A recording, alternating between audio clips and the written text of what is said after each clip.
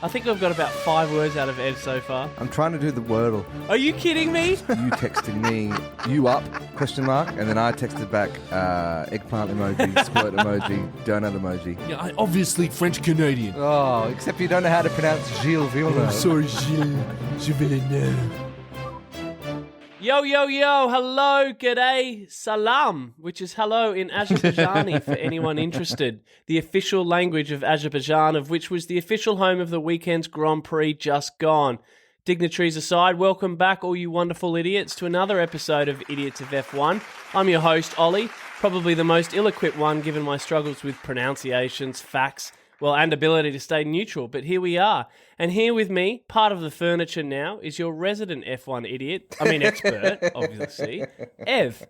Welcome back for another iteration of this mumbo-jumbo we've packaged up and labelled as somewhat of a serious podcast. How are you, buddy? Good morning, everybody. I'm pretty good. Pretty good. There you go. Just a bundle of energy to start off again. There you go. It's too early for this. Hey, and sitting next to him today, returning to the mic, returning to the hot seat after a few weeks off, is the big He's red, got the voice, for that the hot one seat. and only Digz. Do I still have to ask how you are today, Ol? Now that No, it's you customary for me to also Yeah, well ask? done. I'm glad you picked that up in your listening. That since you've been gone, people have asked how I am. But no, I'm good. Yeah, Thank you for yeah. not asking, but mentioning. Hey, the Daily Mail all right. was keen for comment because they wanted to peddle you'd left the show for something better, of which our response was simply that something better doesn't exist. But you're back, mate. So fucking good to see you here. How are you, buddy? Mate, it was very hard listening to the episodes and wanting to interject and knowing that I couldn't say anything. It was the Just smoothest had to recording listen. sessions we've ever had. Yeah, I'm yeah, joking, yeah, obviously. yeah. Hey, But I'm without back. boring everyone to death, how's the throat? What's the diagnosis? So operation went as good as it could have gone. I'm allowed to talk for an hour or two a day now, including warm-ups. Oh, so we are on a time limit. I'm actually going to see the doctor today, and she'll give me a much more in-depth insight of my recovery time, but I reckon Okay. it'll probably be faster than expected. So you're going to be telling her that you've been on the pod this morning, or is this are we kind of defying doctor's I'll orders? tell her exactly, because if she looks at my throat and goes, have you been talking? And I say no.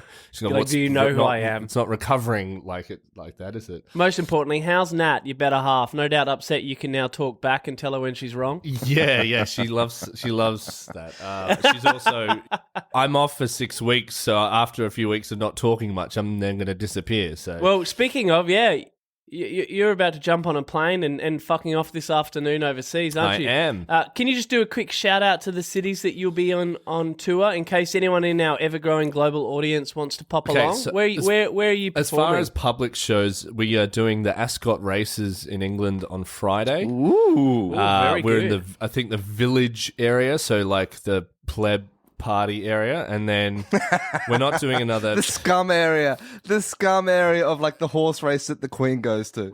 You could have just left it at Ascot and everyone would have been like, this guy's... But you've got to understand that's like Yeah. posh compared to Australian posh racing. You know, like that. Their low right, tier okay. is our top Yeah. tier and above. Yeah. And then we've got. So everyone will be wearing wigs and hats. We're not doing It's another. the TUIs to the VB. We're doing a lot of private corporate Yeah. stuff, including a Red Bull Okay. summer party in Milton Keynes, which I'm hoping is. Oh, say hello to the Helmet F1. Marco for us. And then we're playing Yeah. Electric Ballroom in Camden on the 15th of July, and then a Zummerfest in Malden in the Netherlands on the 23rd. Right, I well, think. to me and Ev, that means nothing. But on the basis that UK is our second biggest audience at the moment, I'm sure there's a few in our audience base there that are going, oh, that's around the corner from me. But look, very good, mate. It's great to have you back after your break. Personally, I felt it was a bit like taking a few sick days in your first week of a new job, but who am I to judge? No, all jokes, mate. Jokes aside, so glad to have you back, and we're relieved it all went well. You make a living off your voice, as we've just covered off there, so it's great to hear you and see you in the flesh. Well, not flesh, digital flesh, but yeah, fuck it, you know what I mean. Hey, righto, plugs for tours aside, reunions aside, introductions aside, we've got a bit to cover off today, in typical fashion. We're going to chat through what's happened in the weekend just gone at the Baku GP. We're going to tee up a quick review of all things Canada GP, which we'll be at this weekend. It's race week, baby. And then similarly, in typical pod style, we're going to dive into Haas, you've been paying attention, and what's Verstappening for another week. And so with that, on the basis that neither of you fine gents have anything else to add, shall we just crack in? Let's get it on. Get it on. I think I've got about 5 words out of Ev so far. I'm trying to do the Wordle. Are you kidding me? You are the worst. You're fucking such... This is why Ev I knew is you were losing looking at your in phone. in Haas, you've been paying attention. Oh, wow. All right, Yeah. well, on that, maybe we can hasn't introduce a been. new segment for F1 Wordle, but let's do this. Right, well, look, weekend just gone saw the F1 circus hit the shores of the Caspian Sea for round 8 of the 2022 championship. We're based on a 22-race season. We officially hit and passed the 1/3 of the way through mark. So, look, before we get stuck in, and by the time this is released in a few days, a quick bit of potentially breaking news, and I'm putting potentially up in inverted commas because, well, Digz and I had a chat about this last night, and we haven't since got any further kind of confirmation. But, gents, the underworld of the F1 has suggested that this weekend's race in Canada will be the last for Canadian Nick Latifi, who is said to be being replaced by Australian Oscar Piastri for Silverstone and beyond at Williams.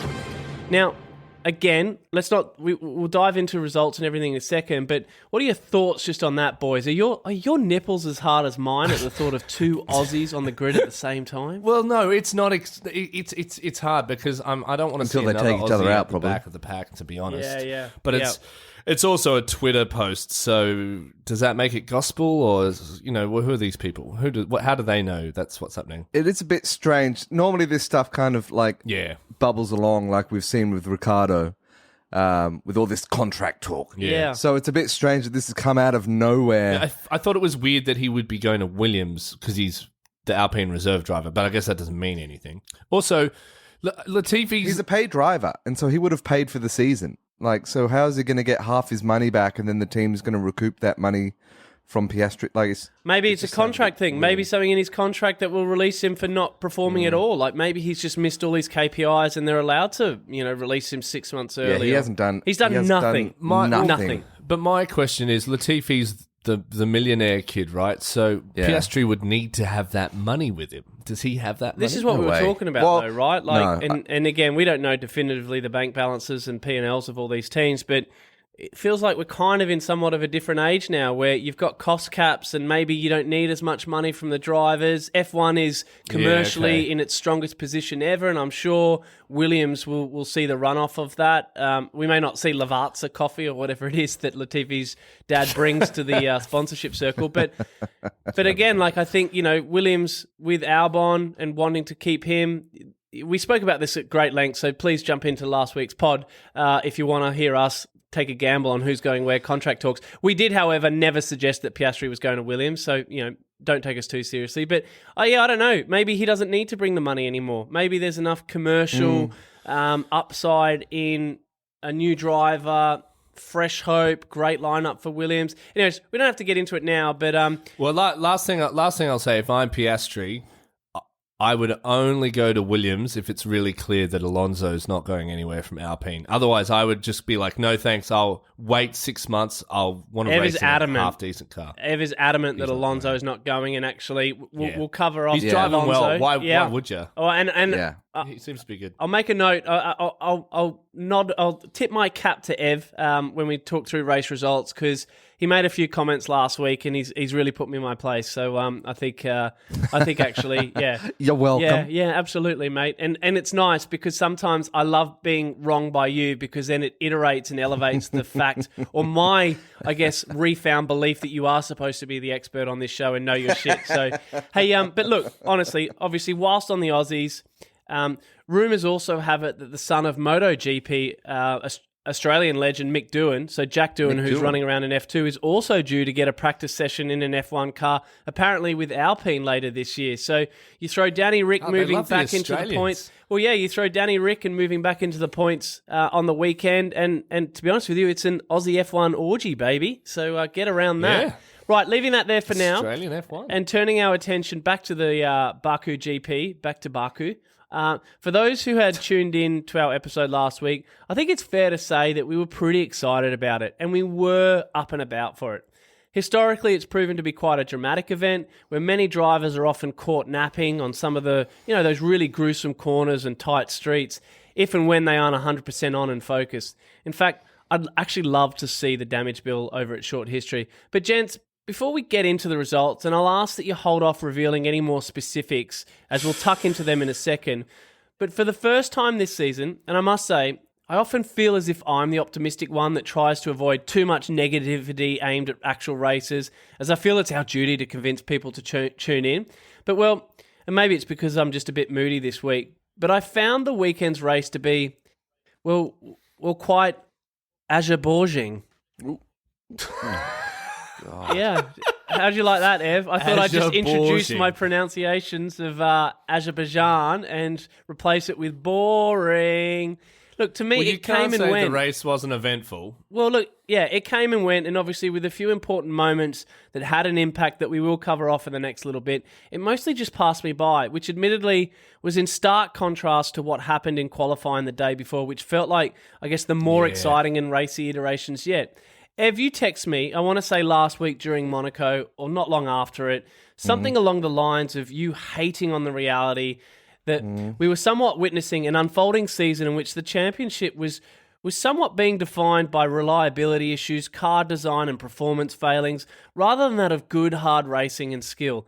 Everyone was pretty excited about the new cars and the new regulations, in and out of everything around it. But based on being 1/3 of the way through the season, in your honest opinion, Ev, and giving some credit to the fact that we've still got some way to go before calling it a success or failure, but as of right now, is the season better or worse than the last few? Firstly, I'd say you've got a bit of a selective memory because I recall you texting me, "You up?" ? And then I texted back eggplant emoji, squirt emoji, donut emoji.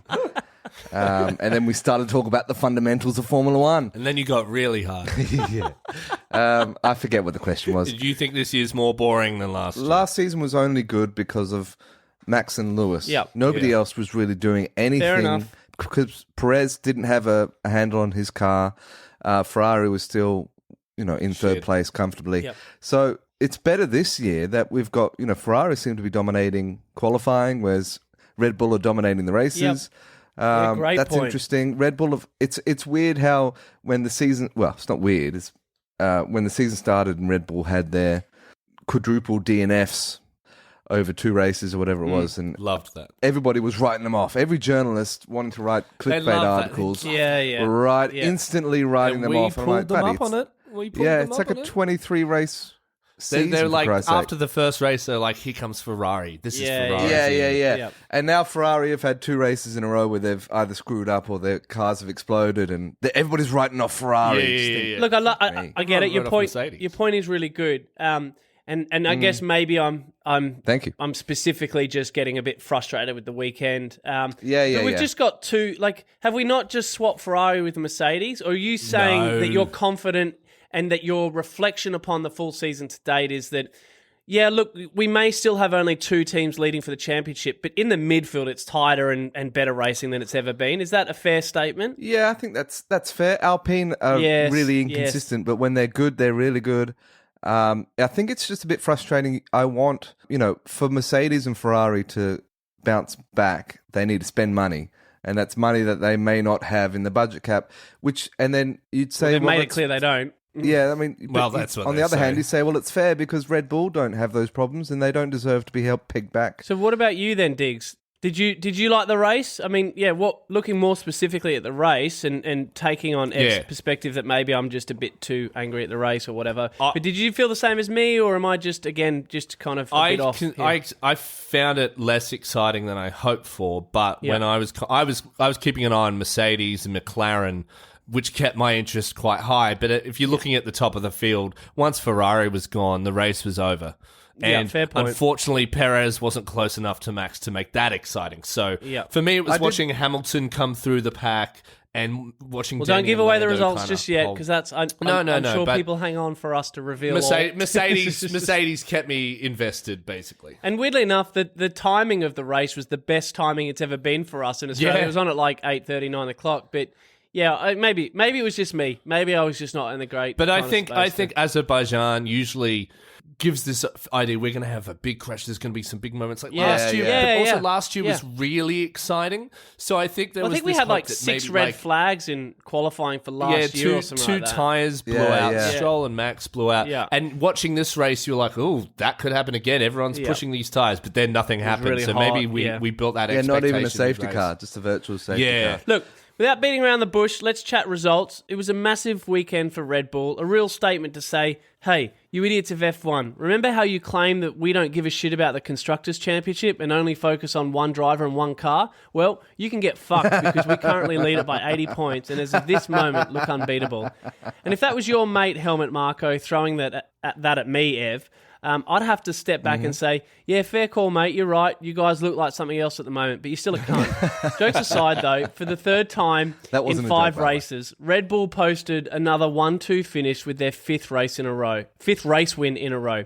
Stamping their credentials as the team to lose it all rather than win it, it's the first time Red Bull have won 5 in a row since Vettel won 9 races straight in 2013. And it's actually Red Bull's 20th 1-2 finish ever. Bringing it home in top spot for the Raging Bulls, Max EV grabbed his 5th win of the year. In fact, just on Max, it was also quite the weekend in terms of facts and figures for the Flying Dutchman. Boys, after entering the all-time top 10 for podiums a couple of weeks ago, he's now got more podiums than any other Red Bull driver, and scarily at the age of 24, he's now equal to Niki Lauda at 9th in terms of all-time races. Granted, Vettel had 4 world championships among his podiums, which he now sits second to Max for. Max is 13 years younger than Lewis. Digz, I'm going to go to you on this one. Could Max Verstappen end up being the greatest driver of all time? I'm torn. It's a quick no from me. Ooh. I mean, when you've got that many wins and only one championship with an asterisk to show for it, it's like, well, maybe you're not that good. However, you have been contending with Lewis Hamilton, but then Nico Rosberg would be like, so what? So it's hard to look. I think he's clearly a strong driver. I think this year will really be the year that shows us, is Max all that he's meant to be? Yeah. At the moment, I'm not sure he's a Lewis Hamilton personally. I don't think he's got the cool head of Lewis to really. I think he's getting. You mean like cool, like Red Bull is helping speaking, him a lot, or like like just a cool looking head with the kind of cornrows and stuff? Both. Okay, Both. Yeah. Both, Go get cornrows, Max. Yeah. Hey, on the matter of world champions from Red Bull, following a week of excitement and media hype that his teammate Sergio Perez could well be a championship in waiting for 2022. His second place in the race cemented his second place in the Drivers' Championship, now overtaking early season leader Charles Leclerc, who we'll get to in a minute. But after an amazing qualifying session and then race start that saw him grab first off of Charles by the first corner, and then open up a formidable gap in the front after just a few laps, his race then seemed to fall away, and after a pretty easy overtake saw him give up first spot to Max and finish more than 20 seconds behind him by the end of the race. Ev, was it just an off day for Sergio? Did the pressure of all the media hype from the week before get the better of him? Any thoughts to what happened with his race specifically? Yeah, I don't know. Besides that, the first kind of 10, 15 laps where he probably drove a bit too hard through his tyres. Yeah, okay, yeah. And he's synonymous with tyre management, right? Yeah, but it's strange that Max really struggled in qualifying, whereas Perez was on fire. Yeah. So to come into the race where Max was so overwhelming in just speed and race management, it's a bit strange. Yeah, and look, and to that point, Christian Horner did come out and suggest after the race that Sergio had overdriven those rear tyres in those first 20 laps or whatever. But there was a period where Max got 6 seconds on Sergio in 2 laps, which was the pinnacle of obviously those tyres giving way. And we've spoken previously in our other pods about just how important tyre management is, and obviously just alluded that Sergio is usually pretty good at managing that. So it felt a bit out of character, which is, I guess why I just wanted to pose the question of, aside from the fact that he clearly didn't manage those tyres, did maybe the week of hysteria around Sergio Perez get to his head, or No, I maybe don't think that so. were they the rules given to him from Red Bull saying go out there and get as far out in front as you can? Yeah, that may have been it. The secret team orders without being team orders. Look, you'll be all right, Sergio. Just go as hard as you Yeah. can. Yeah, the tyres yeah. have worn Yeah. out. Well, I guess you're second. And then we'll hold you back in the pit stop. Yeah. Yeah. Well, then, Yeah. but yeah, it felt like either tyres or he was purposely just taking it easy because he did go out very hard. I thought it was odd that Yeah. Charles was getting so He was like far 3 behind. seconds ahead, yeah. But then there was that lap where everyone I think even Russell had 3 seconds on him on one lap. It was like clear slow down. It could have just been some piece of like Red Bull strategy masterstroke to say to that to Perez, of which then Charles's engine blows up, which we'll get to in a second. So, not bad outcome if Charles was having to drive harder to keep up with Sergio and then his engine gives up. But Red Bull's result aside, let's get to the elephant in the room, which we've just touched on there, with, I guess Red Bull's title contenders Ferrari. Well, maybe title pretenders, if I'm to be completely honest. Let's not get excited. They're still contenders. Yeah, yep. After a gangbuster start to the season that saw the Tifosi race to the front of the Drivers' and Constructors' Championship, life after Melbourne really hasn't been too kind to them. There was a bit of hope in Miami when they grabbed a 2-3 finish, but when putting it aside, the Ferrari garage has since seemed destined to get in the way of themselves. Yeah. Capitulating with a DNF for both the drivers this weekend, with both out before the halfway point of the race, resulting in a total of 0 points. So looking more specifically at Bookie's favourite Charles Leclerc, for the second time in 3 races, his car gave up on him, with power unit related DNFs, noting that the race in between was also fucked by some really poor pit wall management in Monaco. Like when his turbo gave way on him in Spain when he was leading, his engine blew out whilst he was at the front of the race in Azerbaijan.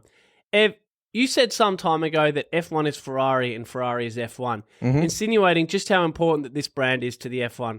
Noting that, and then looking more specifically at the consumer side of the brand, which is regarded as one of the most elite performing engine manufacturers in the world, putting aside the reality that reliability issues are synonymous with new cars and regulations, etc., but how can this leading automotive brand be excused for making so many performance and strategy mistakes that may well end up costing a definite and perhaps deserved world champion prospect his world championship? Yeah, I mean, it's surprising and disappointing, and they'll be disappointed as well about how their execution hasn't gone right. This is kind of like, again, teaching myself and Digz being new to the F1.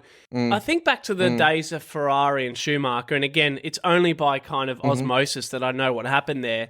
They just seem to be unbeatable. And now I see Ferrari and I look at Ferrari for the last couple of years. We got a little bit of glimpse of hope into, what that car brand actually means by the perspective of racing, for those first couple of races this year. And I was like, oh, this is Ferrari. But Yeah.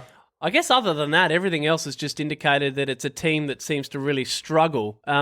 Is this new to Ferrari, like the last 5 years? Or, I mean, do they just go in waves? Do the manufacturers just go in waves? Didn't Schumacher join Ferrari when they good were shout. terrible? Yeah. Okay. And it took him several years, and he had to work like 18-hour days himself. Because I didn't know that either. Yeah, good I point. remember thinking, just Ferrari number one. But I think that's their brand management. Yeah, that yeah. Good keeps shout, mate. that Yep. there. Because I didn't know until I watched that Schumacher doco that they were Yeah, so okay. terrible. All right, and so... the only other thing for this year is that they've finally got a car that's, for the first time in over 10 years, they've got a F1 car that's sexy, Yeah. that very speaks sexy. to their design language. Can we also just remember that when I didn't know about Vettel and Red Bull until I started watching F1 properly, and I knew he was the Ferrari driver. If Ferrari had a better car, like he was a magnificent driver. He is clearly one of the best of all time. And when he went to Ferrari, he really didn't. Yeah, well, that's what I mean. My Yeah, I only mean, experience with Ferrari is that they're pretty shy. Yeah, maybe. Except for this year where suddenly it's like, wow. And now it's like, super no. unreliable. Yeah. Very quickly, and I'll put this to either of you, what happens now with Ferrari? Surely, they'll be running out of engines, they're running out of money, and eventually they're going to run out of races. And I get that closing the points gap can change quickly. We saw that happen with Red Bull when Ferrari was so far ahead. But time isn't what's the word I'm thinking of? with them. Okay, so I thought about this after watching Monaco and Azerbaijan. Your pronunciation is spot on, by the way. Well done, mate. Thank you. Red Bull clearly do well in Baku, right? So that's their track. And I know traditionally they do well in Monaco as well, but Ferrari had it in the bag. So I think, and then they messed it up with their strategy and their pits. I think they need to select the tracks where they know they'll be on top of Red Bull and ensure they get the strategy right and their pitting right and worry about that. If they can't worry about a faster engine on certain tracks, just do well at the tracks you know. Don't fuck up the track that is yours to lose. Ev, are they going to run out of engines? Or are they going to have to take a penalty soon? Yeah, or what's so the go? Because they're already going to have to take a penalty for Chuck. He's Right. already Chuck. I think he was already at the limit for his gearbox. Yeah, okay. And then this race has destroyed his turbo and the ICE. So, I think he was always going to get a penalty, and now it's going to come. It'll have to come in Canada. So, but that's part of the game. I don't think people should be all that Yeah. upset No, about no, it. you're right. I think it's yeah. a good thing that we're having. It's going to affect everybody. Yep. And that's looking at the second half of the season. Every race is going to be shaken up because Max will get pole, but then he'll have a 5-place grid penalty, Yeah, so he yeah. drops And that's back, what and makes then it so and so. wonderful, And right? that's- Like, and again, That's what we seeing- all want. We want it to be close. This might mean that yeah. it comes down to the last race. You know, we don't know Yeah, yet. but that's Yeah. also like watching somebody in a Ferrari with a brand new engine moving up from the back of the grid. That's good racing. That's hey, exciting. very quickly, Yeah, Diggs. that's right. Diggs, because of your magnifying glass over Lewis Hamilton and his media responses in the yeah. past, I have to ask you about Charles. It's been weeks of heartache for the lad, but he never speaks badly about the team or shows any form of frustration or blame. He tends to toe the company lines really well. Is he well trained, or actually, you know that moment in Rush when Niki Lauda gets signed for Ferrari and turns up at testing and claims the car is a pig and shit, and all the people around him are like, "Shut the fuck up, the boss is over there," insinuating what seems to be almost an unspoken rule about working and being within the Ferrari family. Is kind of Charles just well trained, or does he know and respect his place within this great brand? I actually think you get a combination of both. You see on Drive to Survive when Vettel's on his way out, they're making sure he doesn't say the wrong thing. Don't say that. Well, he's like, why? He's like, I don't care. Yeah. They're like, Ferrari, all the teams are very good with their PR, but Ferrari's PR is incredibly important. Their whole business is run off Ferrari being the top car in the world. Their brand is prestige. They must keep that. And but I also think that Charles is just a lovely, lovely guy, and he doesn't want to speak ill of his team. He doesn't want to blame the car, but you can see every week it's paining him more and more not to just say, yeah, he's "Don't burning fuck on the the inside." car up." Like, because you hear, it all came to a head in Monaco, and even at his worst, it was still like letting steam off as opposed to going, "You fucking guys, I can't." He was like, yeah. No, that's what I fuck." mean. It's just, And I he's think so he just polite and doesn't want considered to and calm. insinuate that it's anyone else's fault. He knows it is, but he knows it doesn't get him anywhere by standing at the press going, "Well, if my fucking team did their job," and that it's like, that just makes you look like an asshole. And I don't think he is that way. I think Don't answer this now, but it will be. I'll tell you what is a really good kind of opposing perspective of that was Lando Norris in the media grid afterwards. Yes. Don't answer it now because I know No, you're going to I want won't. to. Yeah. Just speaking of media grids, this is a call out for any of, I guess, the teams that may happen to come across our podcast. If you are one of the girls or guys that are sitting there with the driver, you know, you're their, I'm assuming you're their media Like manager, this? and you're holding the phone, Holding a recording what they're dictaphone. saying. Yeah. Can you smile or at least fucking realize that you're on camera? Just Because look you at the all camera. Look like We such know you're miserable there. gits. Like, you know what it's like we can it's like see an you. ostrich putting their head in the sand. Like, I'll just put my hand over my eyes, then they can't see me. You can't see my. If I don't look at the camera, every week I watch that and I'm like, the best. what's wrong with you? Like, just smile or like look interested in what they're saying how rather than sexist, the Ollie. fact that you're so burdened with having to stand there and do this job. You'd be so much prettier if you smiled while you held that phone. Guys too. The guys would be very pretty if they For smiled me, too. it's not the not a smiling. It's just, it's like their phone is so obnoxiously in their face and in the camera, but then they look away like, I'm not here. Just don't look at me. And it makes it more obvious. Yeah. Just so you know, they do that Yeah, because then they take those audio grabs and they put them up on their websites and stuff like that for their own kind of fans. But yeah, You're there. You're Be a absolutely part of right. it. Just be like, it's hey, guys, the whole I'm just thing. gonna- Anyways, Do a TikTok dance, something. I don't know. well, just acknowledge, like, pay it, like, make it look like you're listening to. That's what I find odd about publicity, right? They have the instructions, but they pretend like they're not a part of it. Like, you can't ask this question, but I'm going to stand here to make sure you don't answer. I was like, yeah. just that's it. I want that glass to break because I know there's plenty of people who get it. We get it. There's a lot of people who don't understand that the responses are built around what the business wants them to say, and it's not always their personal, almost never their personal opinion. Absolutely. I want that No, time they're given for their marching the orders. newest, Yeah. guerrilla publicist to come in with Lewis, and they're just standing there and go, well, that's not what you said before, was it, Lewis? Why don't you tell them what you really thought? Like, someone like that would be my dream PR team. Imagine us in the media grid.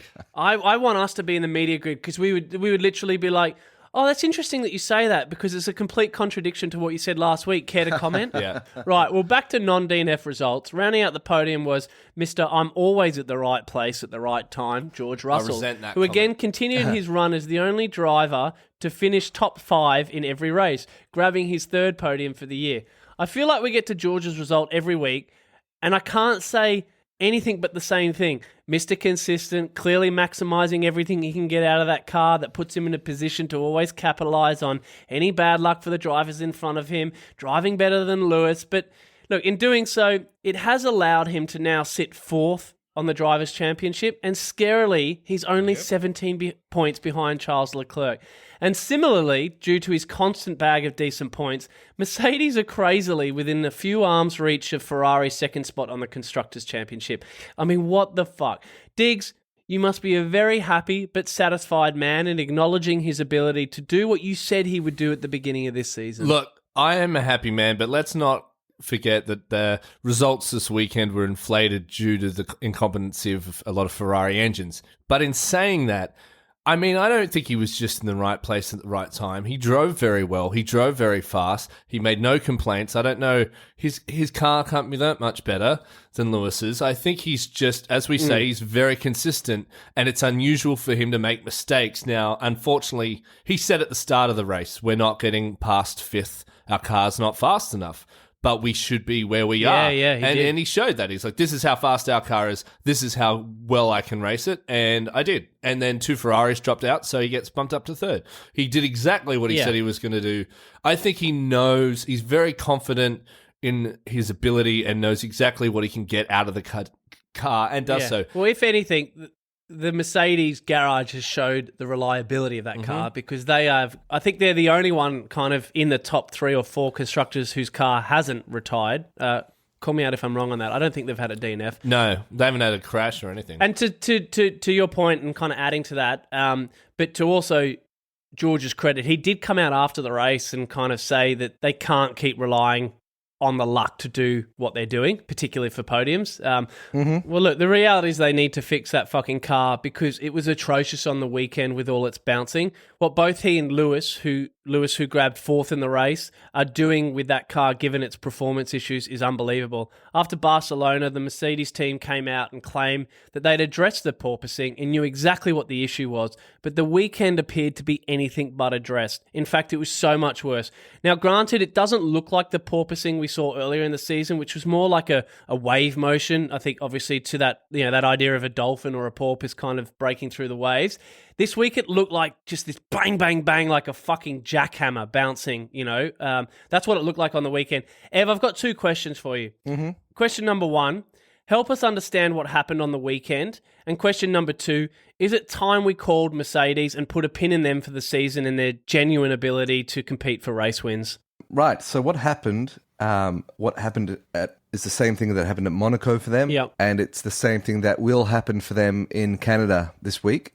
These are road tracks, so they're regular street circuits. Yep. The quality of the tarmac that gets laid is lower than that of a professional race circuit. Like the last one we were at was Barcelona, where Mercedes didn't have porpoising and were exciting. They and had a good weekend, didn't they? Yeah, Lewis. If Lewis had 5 more laps, he probably would have won himself coming from like the midfield. Yep. And so what you're seeing is these street circuits. Yep. The tarmac's not as high quality, and then you've got traffic 24/7, 365, which means that it's just a bumpy kind of surface relative to Barcelona or any other track. So what you're seeing is it's just bouncing. Their suspension is so hard. So it's suspension. Yes. There's no compliance to kind of handle those bumps.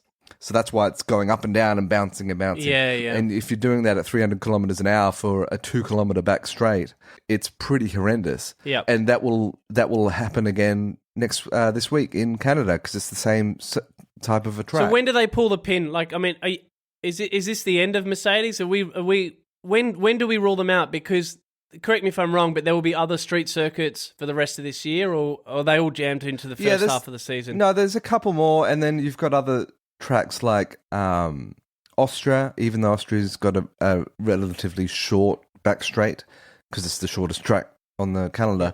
But any track that's like super old, I think Hungary is quite an old track. Yeah, okay. Silverstone's, I think they've relayed Silverstone. Yes. So anything that's kind of an older track is probably going to have more bumps in it than you have for the new track. As to what it is that they can change, and everybody's saying, well, are you going to go back to whatever? Like this, they don't have a second design. If Unlike they Aston fixed the Martin. floor, yeah. If they fixed the floor and they solved the majority of their porpoising, as we saw in Barcelona, this is a suspension issue, which is part of its own kind of architecture within the car setup. So that's a very expensive, complicated thing to quote unquote change. I don't know why they can't just put softer suspension bushings in or something like that. Whether it's more different or more alike to the broader issue of porpoising aside, it's becoming more and more the talk of the grid, with quite a few drivers now coming out, particularly over the weekend, and saying more or less enough is enough. Not just from the perspective that it puts more risk into the driving remit of a car at 300 kilometers an hour. Like, these cars are bouncing at a frantic rate at 300 kilometers an hour, and then suddenly they've got to turn at a 90-degree angle, But more specifically to the longer-term health impacts of the drivers, whether it be, micro concussions or spinal damage.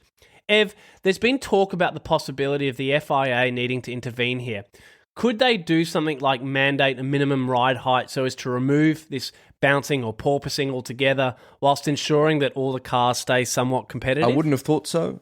You can solve porpoising and bouncing very easily by just raising the ride height. But Mercedes don't want to. That's not the same thing as... They're going to go too slow if they do that, don't they? Yeah, but then that's the price you pay. And so you can't really say, well, why don't you make it so that everybody rides high? I was like, well, no, Red Bull don't need to, and Ferrari seem to be doing okay. Yeah. I would say that if it becomes a poor television product that the racing is, then I wouldn't be surprised if Liberty Media ask the FAI to make a change because of that. Because I don't think anybody wants to see any one team racing away while everybody else is struggling with this, and it does seem a bit unsafe. Yeah. All right. Well, Digz, coming to you for... Allegedly. Yeah, allegedly. Digz, coming to you for a comment in a second about a few things, but let me tee you up. Lewis looked fucked on the weekend, so he came out on radio regularly complaining about the pain. He even said something about his seat being cold, perhaps inadvertently suggesting that he'd lost feeling, had numbness onset from the impact. And he was then seen to be in some serious discomfort when getting out of his car. And since it's actually come out that he may be at risk of lining up for the Canadian GP, which I think is getting quashed pretty quickly. But Digz, noting something needs to be done, how much of this is the FIA's job, or does Mercedes just need to take the performance hit themselves like Ever suggested, lift the car so Lewis's health isn't at risk anymore, if it is at risk? Isn't it funny that when Red Bull make these complaints, everyone's like, oh, typical Christian Horner, they're always trying to find a way to pull Mercedes down and even out the playing field. Toto comes out, yes, I don't know if Lewis will make it to the end of the race. His back problems. There's lots of I think the FIA need to do something about it. Everyone's like, yeah, good point, Toto. Good point. If Toto's saying it must be a problem. And look at how sore Lewis is when he gets out of that. He fucking looked very car. sore. Listen, mate, if your back is that sore, don't finish the fucking race. And look, I'm Are you suggesting he was hamming it up? Was it hamming it up Hamilton? Well, mate, you know, we've ridden motorbikes. Like, if you ride on your motorbike for a while and you haven't been sitting on it properly, there's a lot of bouncing, and your back does start to hurt. So I know that there'll be some pain, but So is it sympathetic. that bad? Is it that bad that you're like, oh my god? It's like Russell fucking leapt out of his car. It can't be that different, he did. can it? Russell Like, did suggest that he struggled a lot as well. But yeah, he suggested, but he wasn't getting out like he was 55 years old. And I know Lewis is in his 30s, but we're all in our 30s. yeah. Well, we're If you're not playing racing. We're not racing at 20 constantly- Gs. No, you no, know? no. Like- No, we're not. But we've never been doing that. But I'm saying if you're constantly, unless you've moved out of the sport and playing casually, your body holds up if you're doing the right thing these days. People know how to look after themselves. But this is something new, right? This is not like no, I get it. Yeah. But it is not like it's only Lewis who's having this problem, and that's what I find funny. And I'm sure, I'm not discounting anything. I'm sure that Well, you there's kinda issues, are. but I do. Yeah. No. I just think he's exaggerating to make a point, which we know he likes to do. Christian came out and said, you know, that's what you do. You make a fuss, you know, as much as you can. I'd be telling my drivers, make a fuss. And we all sit there and roll our eyes and go, of course you do, Christian. Every team's going to do that. Your team is going to do that. based on what Christian said and what you're kind of alluding to there, where maybe there is a little bit of kind of drama being added to this. Are they kind of doing this to try and push for the FIA to intervene? Is that what this is all about? I think if it's all the Mercedes don't want to come out and go, yeah, we don't know what to do with our car, we'll just have to figure it out. They're going to come out and go, you know what, the FIA needs to look at this and raise ride height so everyone is having the same, it can go as slow as us. And also, if you put that like Ev made a good point, if you put that pressure out there in the open and you get that Twitter world talking, we're all putting pressure on that. Oh, this is shit. Fix it. Liberty Media might suddenly go, you know what? Maybe we do have to fix this problem because everyone's complaining. I do think about it. actually, if they did do it, it would make for a much better season. Well, they Because- would. Well, Yeah. maybe, Yeah. but maybe it wouldn't. It'd Maybe make for better Mercedes will racing. figure out this problem in 5 weeks and obliterate. Yeah, that's the true. Well, that's what everybody's I think hanging Mercedes for. are just a little upset that they're not top of the game anymore. Yeah. Like, fuck, man. Everyone else had problems the last few years. I didn't see you coming out and helping Ferrari with their car issues. Yeah. All right, well, looking at the rest of the field, the neutral F1 world shared some joy with another of Digby's favourite, Pierre Gasly, who came in for his best result of the season so far with the 5th spot. And whilst I don't think we can be given any credit for his turnaround in form, we did call him out for being completely absent a week or two ago. The car looked good, he looked good all weekend, and he put in a really great race at a time that is all too perfect. As listeners from last week's pod will recall, with Gasly no longer a pathway to primary Red Bull team following Perez's new contract, he well could be on the hunt for another drive away from the Red Bull reserve team of AlphaTauri. But to Ev's credit last week, he suggested, and was then reinforced by pod favourite Helmut Marko during the week, that AlphaTauri would be his best option for next season and beyond. And just maybe, Ev, you were right after that weekend's race. Not surprised. But let's see how that car and how he goes in the coming weeks. In 6th spot was the ever-evolving Love Seb Vettel for Aston Martin. To be fair, he could have actually finished as high as 4th had he have not had a mishap in the race, but another great points finish for the somewhat rebranded German. Digz, Ev, we were pretty keen to get stuck into Aston Martin some weeks ago when they turned up with a car that just looked like the Red Bull, but the upgrades seem to be making an impact for the team. Well, actually, with the exception of Stroll, of course, who in the lead-up to his home race this weekend coming, he turned in another putrid performance again on Sunday. Digz, Stroll. no question here, mate. Permission for you to have a bit of a rant because I know you've probably got a few things you want to say. Stroll doing his best to just support me on the internet because we put a couple of Stroll videos and I put that Crash Brothers one up recently and I got a few people going, oh, he's so much better than Mick. Mick, you just like Mick because he's Schumacher's son. Maybe if he didn't have that name, you'd see how terrible he is. And I was like, well, his car isn't as good. Well, Magnussen is doing well. I was like, well, Magnussen didn't finish the race this week, did he? And Stroll drove like shit again. Crashed twice in Vettel one is qualifying session. Time after time, Vettel is showing us how crap Stroll is. Yeah, and you know what? I understand Schumacher's had no points, but I think, Schumacher is crashing a bit. He's a bit unreliable, but when he is driving well, he's showing that he can drive fantastically. He's a bit of a Grosjean. He's the new Grosjean. Well, you missed it Haas, last really. week, Diggs, when you were off. There was rumours flying around that as part of contract silly season, that Schumacher could end up replacing Vettel at Aston Martin. And Ev, Tay and I had a geez, what great a laugh team. because we were like, imagine Schumacher and Stroll rolling around. Like, Aston Martin would never finish a race. But look, Never finished a race. I don't But have... look, Stroll. I get people want to defend Stroll over Schumacher, but what has Stroll done this year to give any support that nothing he for a is few worthy years. of being on that road? Yeah. I feel for his dad. Look, let's just see. Hometown hero in Canada. Who knows what'll happen? Well, he'll probably DNF. I really feel for his dad. I don't actually feel for his dad. I wish I was a billionaire and could just kind of pay the way for my son. But I mean, it's kind of getting to a point. Maybe I'm being a bit too harsh, but it feels like it's getting to a point where it's just fucking embarrassing. Like, you know, the irony of looking at this weekend's race, which sees us return to Canada. I know we've just touched on the fact that maybe this is Latifi's own, but two of the biggest jokes on the grid are returning home this weekend. And like, I think, Diggs, you mentioned it. Like, biggest jokes. what is everyone supposed to get excited that just maybe they'll both finish within the top 19? Like, come on. I don't. Yeah, it's like, I think, be excited that they finished the race. Yeah. If you finish, okay, I know they don't listen to us, but in case they do, and I at least make a TikTok out of this. This is a call out to Latifi and Stroll. If you finish the race this week and you hear this, I want you to do a victory lap with the Canadian flag out of the car and go, look at us. Look at us. We made it. We made it. Everybody knows somebody at their work who otherwise wouldn't have their job.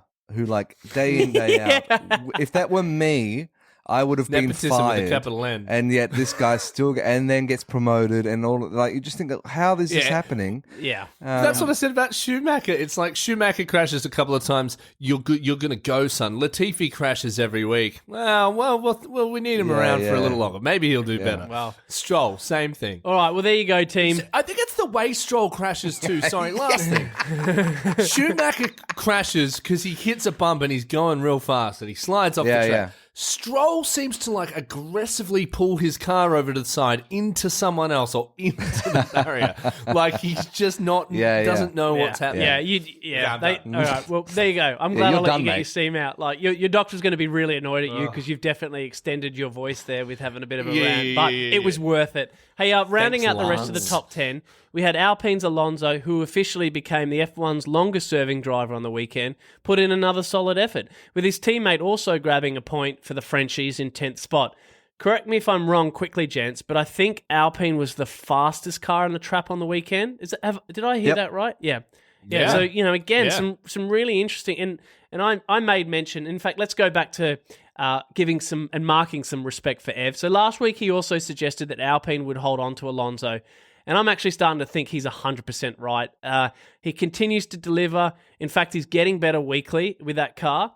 He's edging closer to his teammate in driver championship rankings, and now with Piastri likely to join Williams and Gasly to potentially stay at AlphaTauri, it's looking up for the Spaniard. And I think it's looking up for that team, that car, which we made note last week, seems to have a pretty good future and seriously should be, punching for the top of that middle remit, or I guess the middle of the pack. There's no reason why they shouldn't be fourth. And in fact, I think we called that they would be fourth in the Constructors a week or two ago. Yeah, quite achievers.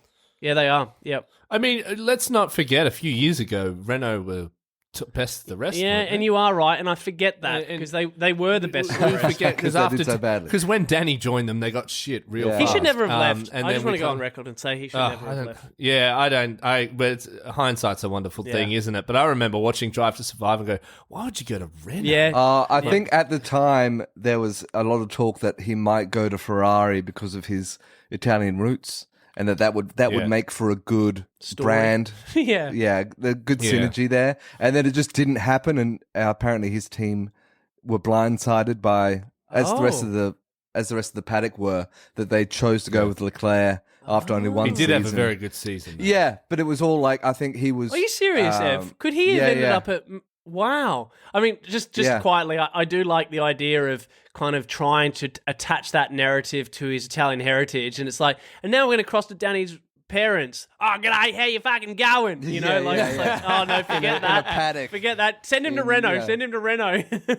Yeah. So yeah, wow, it wasn't, that's huge news. I'd never heard that. So it's not as crazy as you might think, because he was treated pretty poorly by Red Bull. Yeah. Yep. Despite, being on an equal footing to Max for a lot of their time together.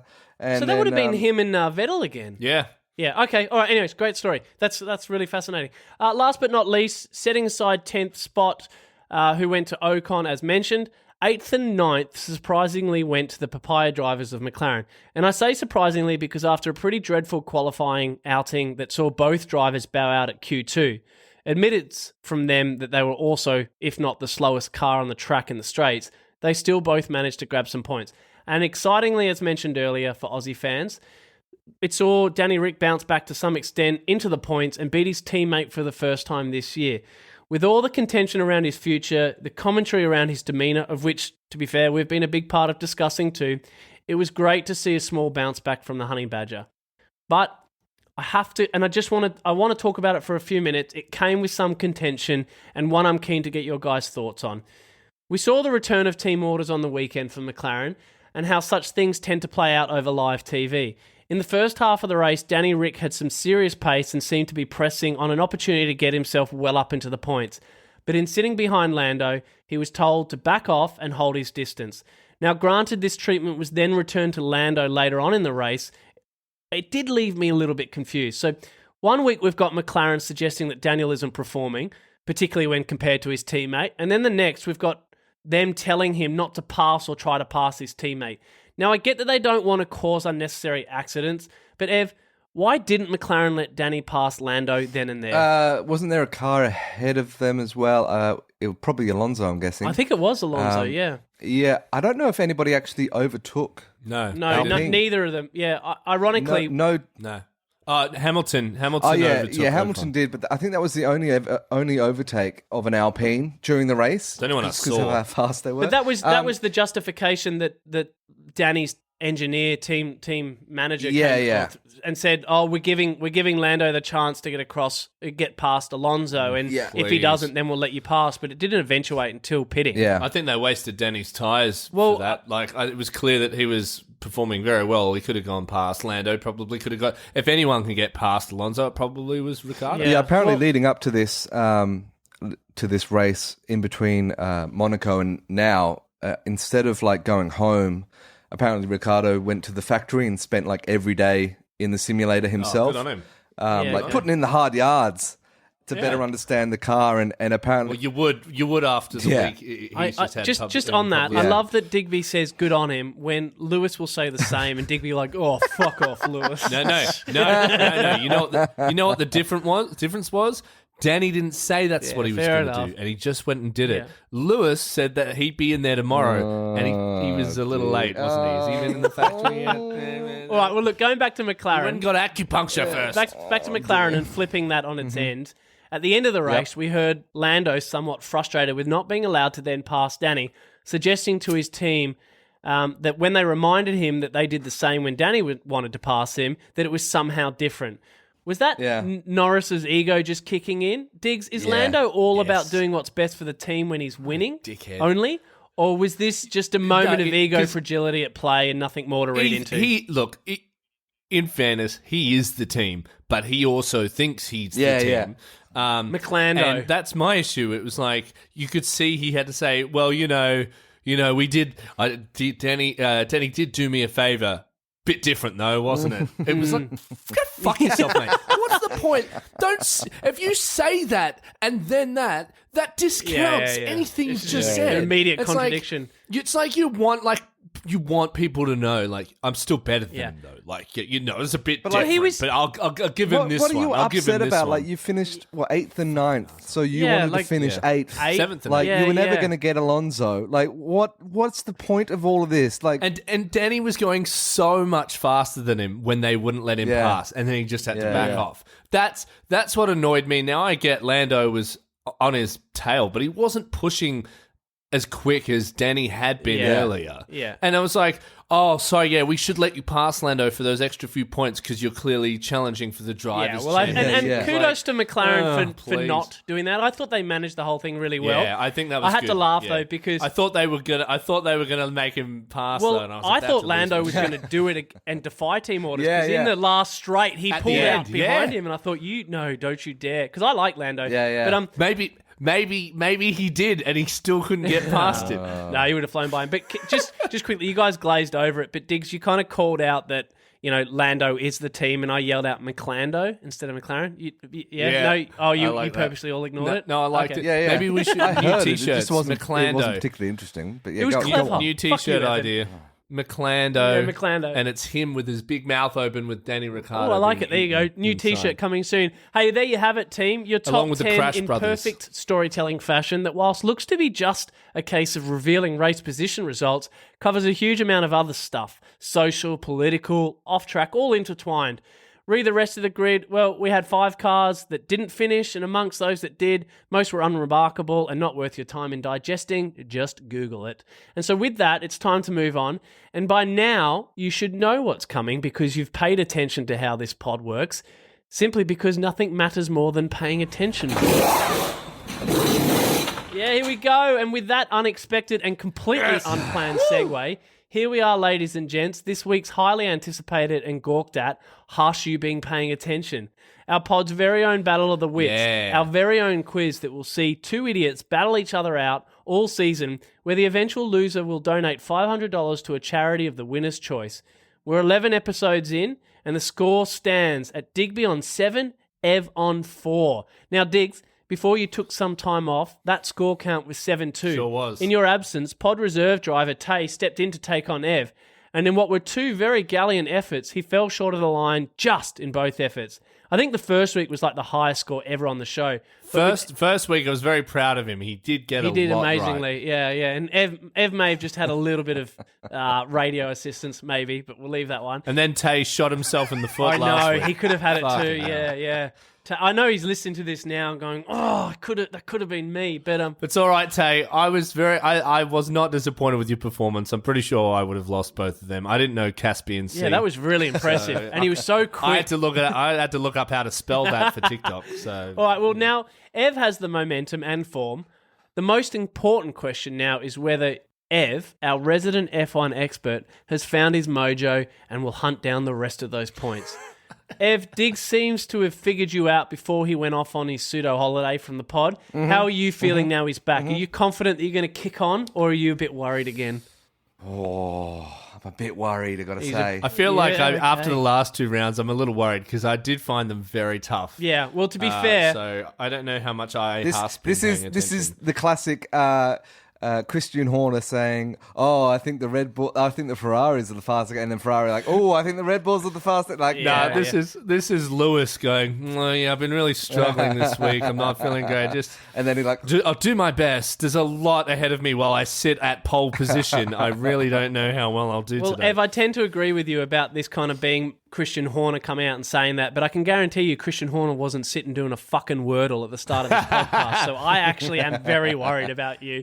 I still haven't finished it. All right, so look, same rules as always. 6 questions. First to get their buzzer in gets a swing. Get it wrong and it's a free hit to the other. In typical style,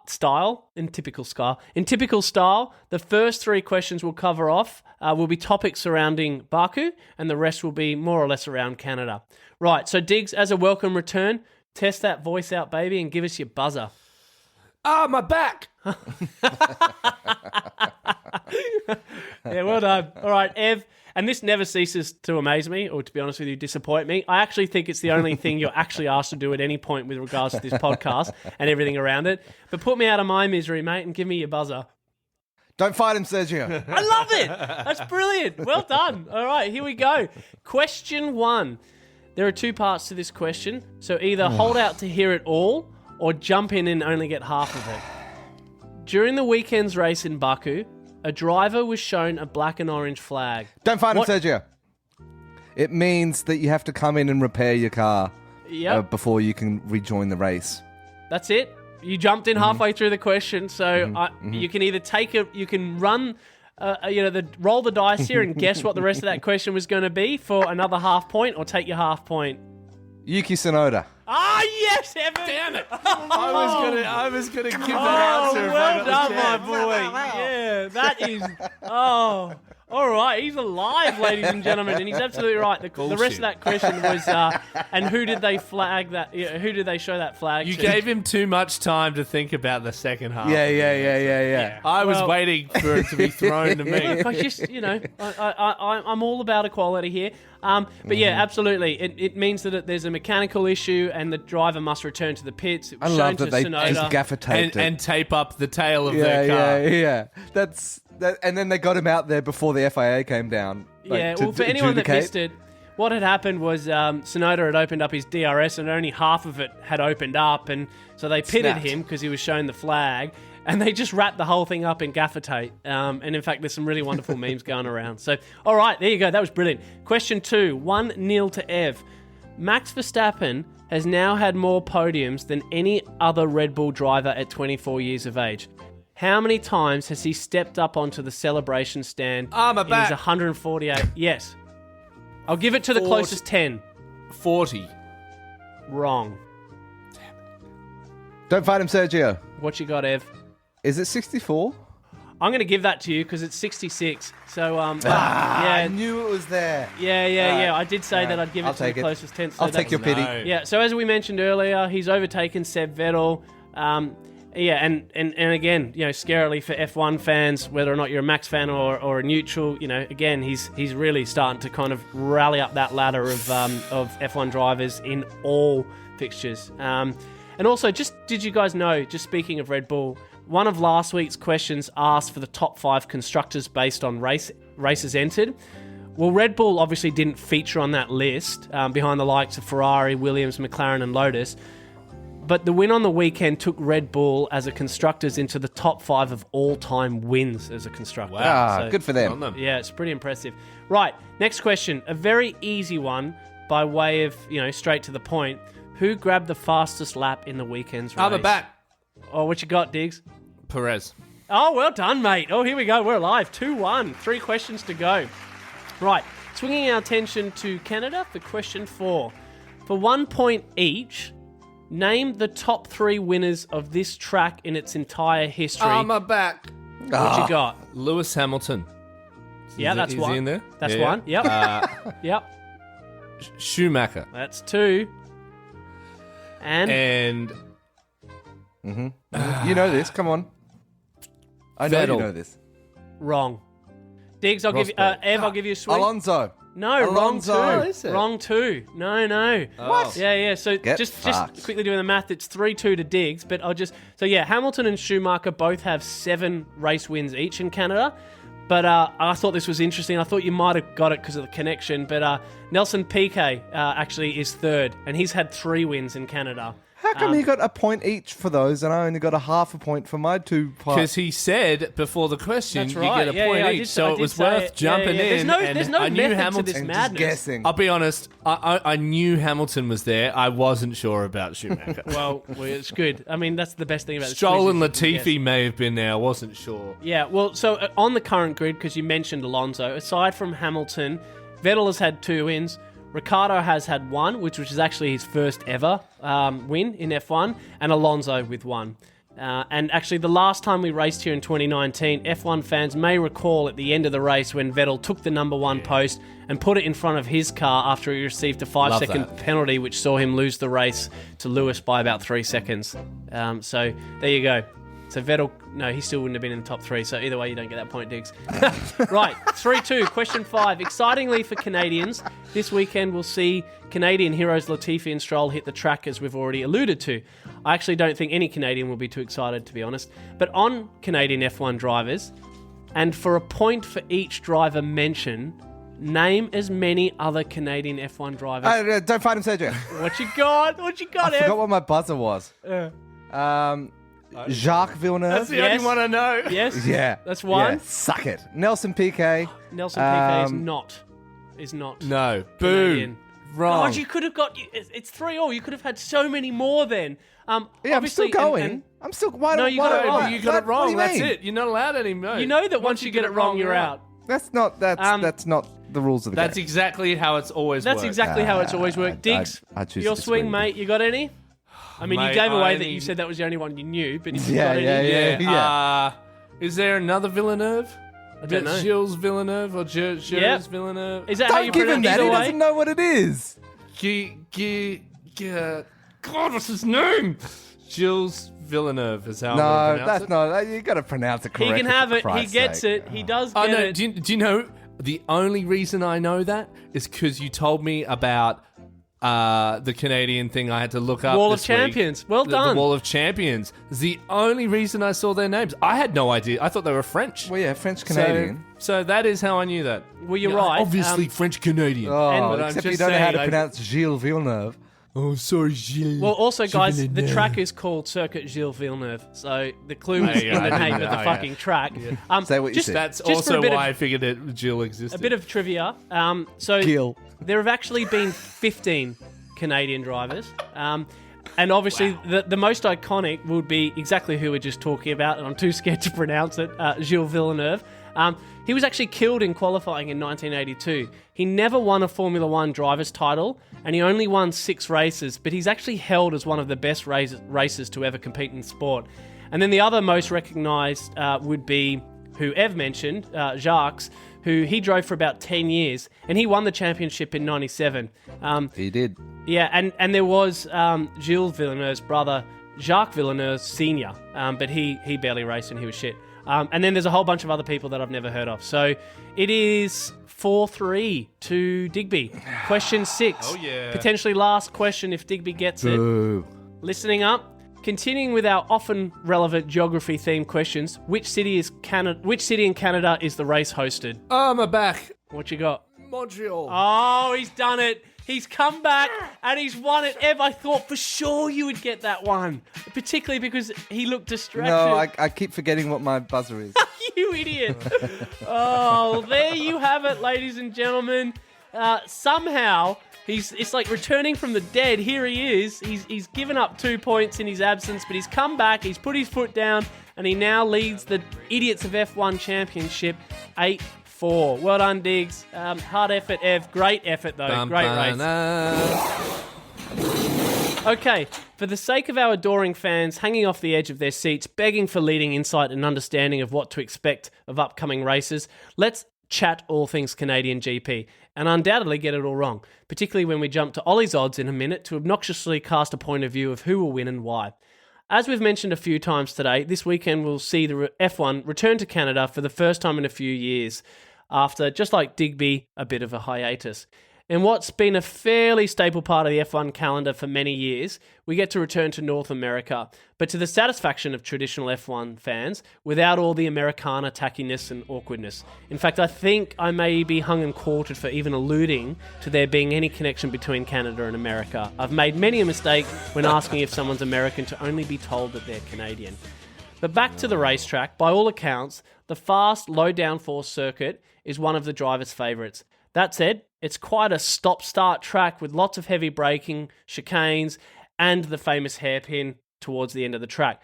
Out of the corners, though, the track is quick and flowing, while the most iconic piece of the circuit comes right at the end of the lap at 330 kilometres per hour plus, the Wall of Champions, so called after excursions into it from Damon Hill, Jacques Villeneuve, and Michael Schumacher during the 1999 Canadian Grand Prix weekend. As alluded to in the quiz, and lined up as a bonus question should we have got stuck, last time out in 2019 saw a Hamilton, Vettel and Leclerc podium after what was questionably a Vettel win. Bottas came in fourth with fastest lap, with Max rounding out the top 5.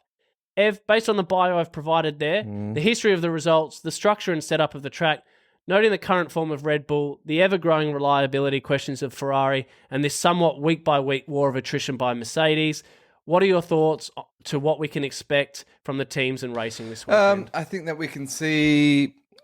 I think it's going to be another Red Bull 1-2, just because it's another street circuit and their race pace was, far and away beyond what anybody else had. But it's not like a street circuit in the form of a Monaco or Azerbaijan. Yes, Digby, you fucked the pronunciation. Welcome to the club, baby. It's more like the Oz GP, right? It's like Melbourne. Yeah, it looks more like a traditional track to me. I was confused when Yeah. they said it was a street circuit because it doesn't, to exactly what you've just said Yeah, there. It's like like- Australia, it's like Melbourne. really. Yeah, Except okay. Albert Park doesn't have that cool island look to it like the Canadian one does. That's that's my favourite part. Yeah. Just some island Yeah. of a All racetrack. right, so you're calling Red Bull. Well, somewhat reluctantly, let's talk Ollie's odds, the world's worst and most diabolical recommendation for race winners. And As gents, good as any other sports bet company. fair, maybe, but it's getting worse and worse every week. And maybe I chose too hard a year to introduce a prediction segment because of obviously, But the But inconsistency. you've also told me that you try and keep it like surprising. If you chose the same races you actually expected Well, to I win go every with, week, like- you're afraid it might get boring. Yeah, I go with kind of like gut bit of fandom instinct, right? Like, so last week I called Danny Ricciardo in a top 5. And to be honest, I wasn't far off during that race. I thought it was outrageous, and well done, done. You picked that well. Well, and to that point, just to kind of manage the inconsistency with the cars, how poor I've been, and this idea that maybe I'm not kind of banking on technical recommendations, I actually want to suggest to you guys that moving forward, we mix things up a bit.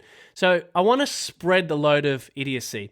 And so moving forward, we'll give the world Ollie's odds. So I'll always give kind of my point of view because I don't want to rob anyone of that comedy. But both of you are also now going to throw out your prediction of the weekend's podium each week. Expose in me. some weeks we may end up with the same predictions, but hey, we'll go down together that way. So with that, here's my shout for the Canadian GP. I don't know why I do this to myself, but I'm not giving up or getting off the Leclerc train, and I'm calling a Charles win. Ooh. And behind him, I'm tipping a Verstappen and Sainz 2-3 to round out the podium. Diggs putting you on the spot. Who you got, mate? Jesus. Okay, I think, despite what Ev said, this will favour Ferrari, but I don't think Sainz will make top 3, so I'm going to go Charles, Max, Sergio. Charles, Max, Sergio. So you and I both tipping... Okay, so we've got the same one too, and I've got Sainz at 3, and you've got Perez. All right, and Ev, what do you got, brother? I think it'll be Verstappen, Leclerc, and then Perez. I thought you were going to go Mercedes then. I thought you were going... I thought he was going to say Mercedes too. Okay, well, there you go. Look, you got Ev suggesting Red Bull, which, to be fair, is 100% consistently in line with what he said about suggesting Red Bull would be best on track. And you got Diggs and I backing Charles again. So, look, there's some really interesting things there. And, some big calls, some not so big. Who will end up right, or at least closer to right? We're going to find out in a few days. No, Mikey, no, Mikey. That was so not All right, with that, we're now into the penultimate lap of this pod's race, and like always, we're going to dive right into our very own headlines wrap-up with what's Verstappening. Yes. As usual, gents, we're going to grab a few topics here atop of what we've already discussed today, and you're both on the clock with 20 seconds each to throw out your thoughts against. Diggs, as a welcome back, let's get you to go first. Ev, stick to your time limit. Here we go. Qualifying qualms. With an iteration of F1's very own Hunger Games that saw Alonso somewhat sacrifice himself temporarily into a wall to save himself, Baku's qualifying session has again raised the discussion to whether penalties should be imposed to drivers who red flag sessions or, as is the case on the weekend, yellow flag sessions with minutes to go that ultimately result in some drivers having to abandon their hot lap. Is it time for the FIA to implement some new rules? Short answer, no, doesn't happen enough. I actually quite like the excitement that someone might crash, and it forces your strategy. Maybe I need to get my fastest lap out of the way right now, like they did discuss. And you get to a place like Azerbaijan, and Horner said it himself, crashes can happen, so we need to get our first lap as fast as possible. Otherwise, everyone just warms into it. I like the excitement of it, so I don't think FIA have to do anything. To be honest with you, I think Alonso came out and defended himself against Albon's claims that he kind of match fixed that to some extent. But fucking if he did, that's legendary stuff. I love it. Alex, he's a smart guy. He's smart. Fine. He was so slow to get out of the pits too. He was doing everything he could to not let anyone else have a crack at. Yeah, because Lewis did that as well. Lewis was slow. He did. But not as bad right, as Ev, Alonso. what you got, baby? Well, look, what are you going to do? How are you going to prove that somebody's rigged it? Like, honestly. Yeah. But yeah, Yeah. and to Digby's point, you can't complain if you want to wait until the very last second to get the most advantage. Just go out there and do it, for Christ's sake, and stop complaining. Yeah. It was pretty rich of Albon and a Williams. Yeah, Going, yeah, yeah. I could have raced Yeah, 17th yeah. instead of 18th. It's usually Red Bull. I think Red Bull have been the ones typically to come out and complain. I Oh, think they've what a been caught out by surprise. red flags against... I know. All right, next one. Movie-making movements. It's recently come out that Lewis Hamilton is supporting Brad Pitt as a special producer in a new F1 movie paid for by Apple and directed by recent blockbuster Maverick director Joseph Kosinski. Whilst details are minimal, apparently it's about a seasoned F1 champion who comes out of retirement to mentor a rookie driver. Feels a bit like a F1 PlayStation game storyline. Gents, what's the best F1 film to date? I don't know any others other than Rush. Yeah, I don't think there really has been any. and I love Rush. Yeah. All right, well, this could be a quick but- one, but yeah, I think we're all in agreement. There was a terrible. What was Sylvester? Yeah, Sylvester Stallone did one where Yeah. he came out of retirement for IndyCar. yeah. And, yeah. Was that any good? No, I don't. He's apparently not it was believable dreadful. as an IndyCar driver. No. Just like Arnold Schwarzenegger isn't How is- believable as yeah, a how is helicopter Sylvester pilot. Stallone in going to Running fit Man. into a Formula One car when like the He's drivers tiny. are like 5'5", Yeah. 70 kilos? And the radio. How's it looking out there, Sylvester?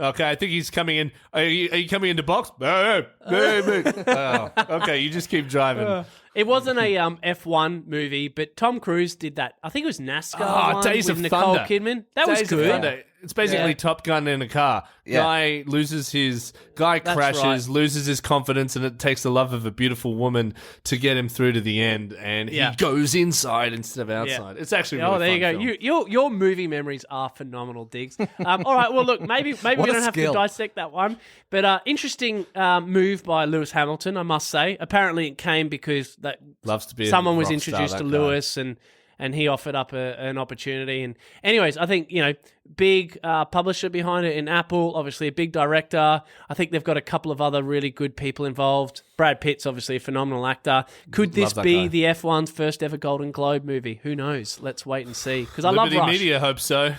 Brad Pitt's a bit big for a Formula Yeah, One yeah, driver yeah. too. Yeah. Maybe he's the old guy.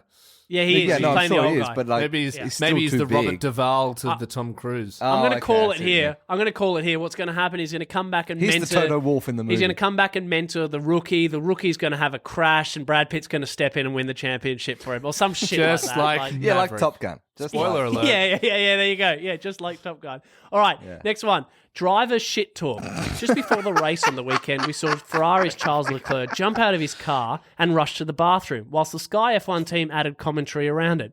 In breaking the mold and injecting some toilet chat into what's Verstappening, how do the drivers control their bathroom needs during a Man, race? really funny because we were watching and Nat asked that very question just as This just one's for before you, Nat. This one for the you, baby. camera moved. Suddenly we see someone running to the bathroom and I'm like, Yeah. that's how you go before the fucking race. Because she was like, I'd be nervous and maybe what do you do They're, halfway? Box. Has anyone ever shat themselves during a race? So it doesn't really happen in Formula One because the races are only like an hour and a half or so. But Okay, yeah.